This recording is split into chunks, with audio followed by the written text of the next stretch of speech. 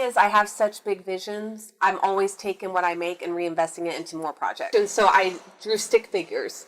And I literally drew the boxes as a comic thing, and I would draw little trees, and then you can start writing comic books. Yeah, right.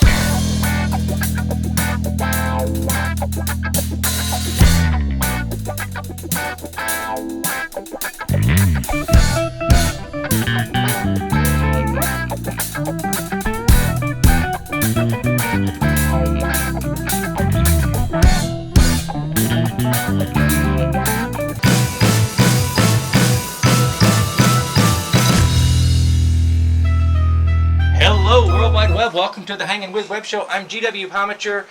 Thanks for logging on and tuning in with us today. Don't forget, before you get any further, go down and subscribe. Because if you subscribe, then we can keep doing the show, and then we can keep interviewing these amazing artists and creators. So don't forget to do that for us. Look down in the description after to find out more information about our guests and about our partners and friends. We are here, and we are hanging with Cassia Taylor, the creator of the comic book series, The Armored League, of which we have David, which is the first one? Yes. Okay, the first one, and they're going to be kind of like one a month. That's my goal. So, that's my goal. That's ambitious. It's ambitious, but I think I could do it. I'm an ambitious person. Outstanding. So. All right, so let's kind of start there. Where did this come from? Well, I originally, it kind of sounds crazy, back in September, I kind of just had this vision of this live action movie. I kind of just saw, and I was like, oh, that's really cool. And I saw these characters I'd never seen before, and I was like, man, those are some cool characters, and that's kind of different. And like these pieces of armor, and that it transforms them and gives them superpowers. I'm like, man, that's a great concept. But I started thinking, well, before you can actually make the movies and make it superheroes, they should always do the comic books first. Because that's just usually how it works. So I was like, okay, well, instead of making this movie, what I'm going to do is make this whole series. And so I just started taking the characters I started seeing and then making them their own stories. But the whole storyline is they all join together. So they all work together in the end. But it was a vision of a movie that originally started. That's how we create things. Yeah. It's all a movie in our heads. In our head. And then we write it down. Exactly. Do you do the drawing? Do you well, do the that's art? what's so funny is that I don't draw. You don't draw? Okay. But I had this vision, so I drew stick figures. And I literally drew the boxes as a comic thing, and I would draw little trees, and I wrote the whole storyline on each one, and then my brother is an artist. Okay. And so I scanned everything to him of my little sketches, and I'm like, can you re-sketch these? And he is an artist, but he's never done comics or digital art or anything like that.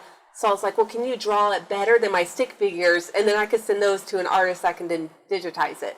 So that's cool. Kind of our whole process. Nice. So you lay it all out. I lay it out. Stick figure art. Yeah. And do the story. Yeah. And then your brother turns it into some kind of art. Now, does he do the finished illustrations? He did the cover only so far. He did the whole cover. Like, this is actually his drawing. See, nepotism is alive and well in the arts. Yeah. Because this is the one. First of all, if you're related to us, because we're artists, and you work for free, you're hired. Exactly. Yeah. And that's my brother. That's why I work for him. So yeah, we definitely, started with something small, but then with his help, like, he would help add more of the scenes and add more of the storyline to it, because he started seeing the vision of this, and he's like, man, this is great. So we went from 1 to now there's going to be 7. Okay, so 1 is out here, David. Yes, I just released it last week, so it's hot off the press. Book blurb.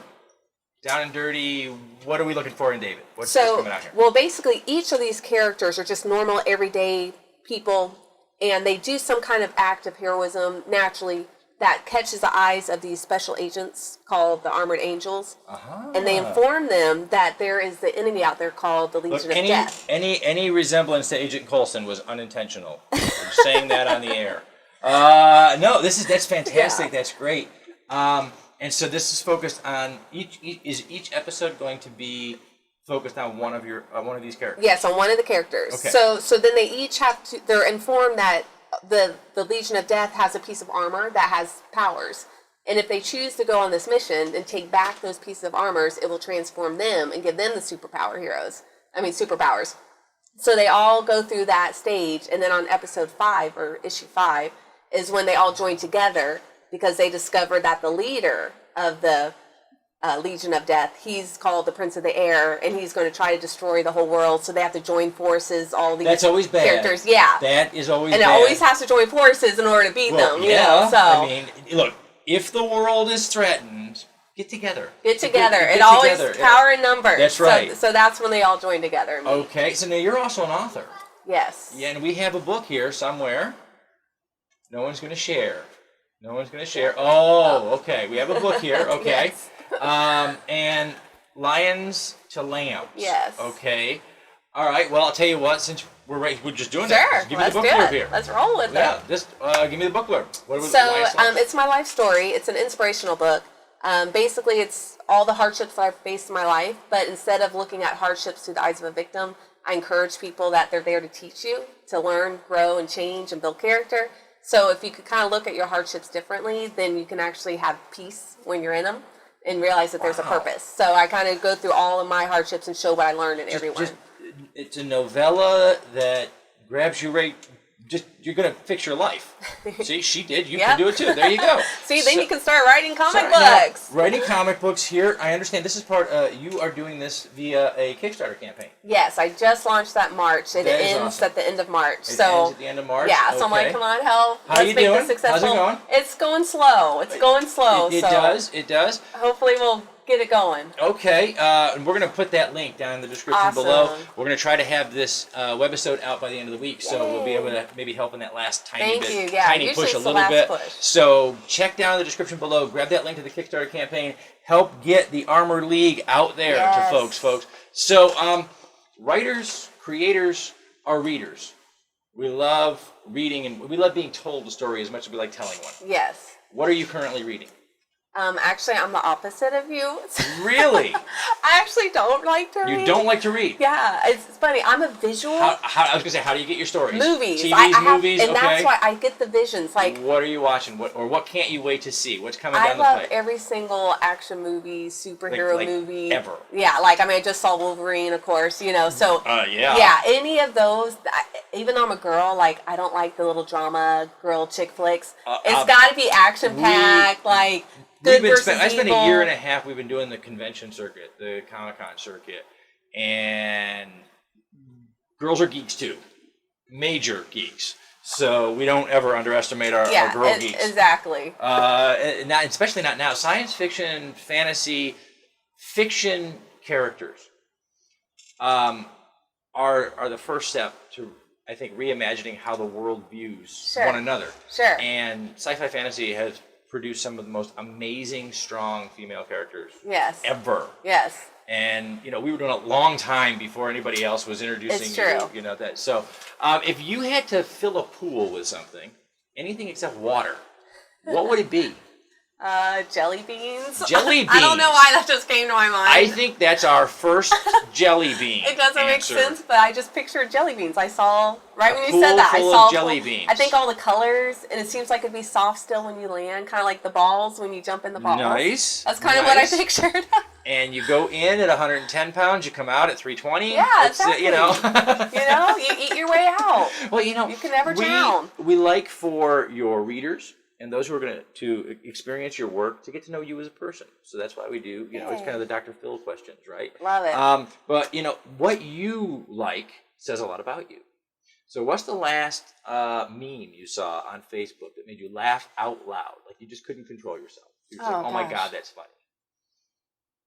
Probably anything with kids is usually the funniest. Anything with kids? Okay. Yeah, kids, I think kids and cats, I actually believe, have a majority share in Google. They own the internet. I remember this one now. There's this little girl. She was probably 2 or 3 years old, and she had a baby brother, maybe 3 months old. And the beginning of the video is this girl's just crying hysterically. She's like, Mom, no. And she's like, what's wrong? She goes, he's so cute. I don't want him to ever grow up.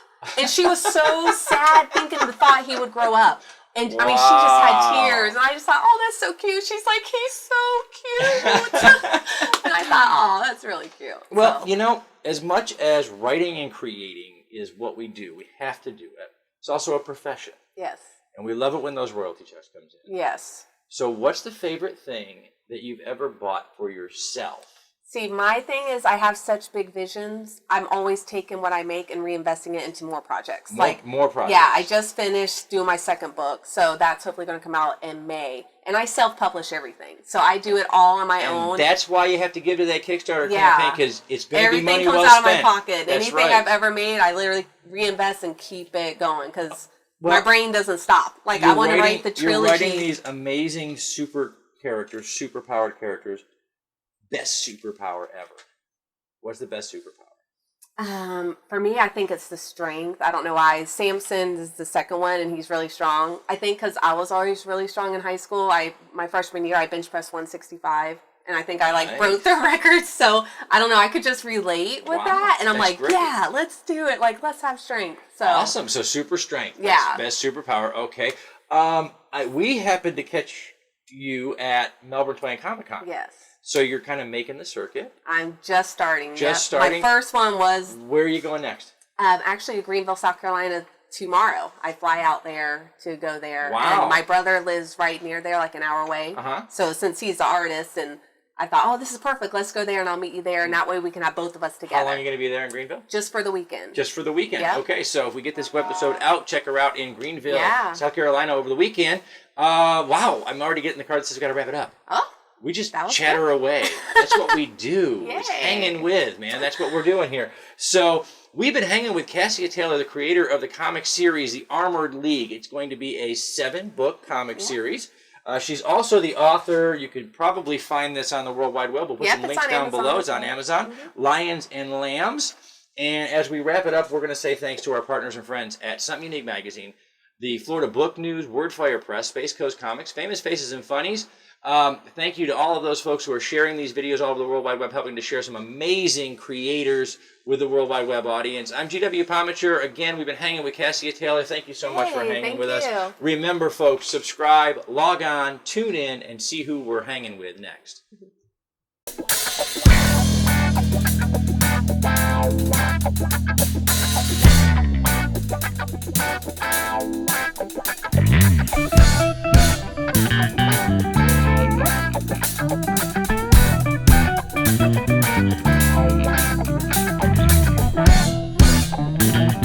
Thank you.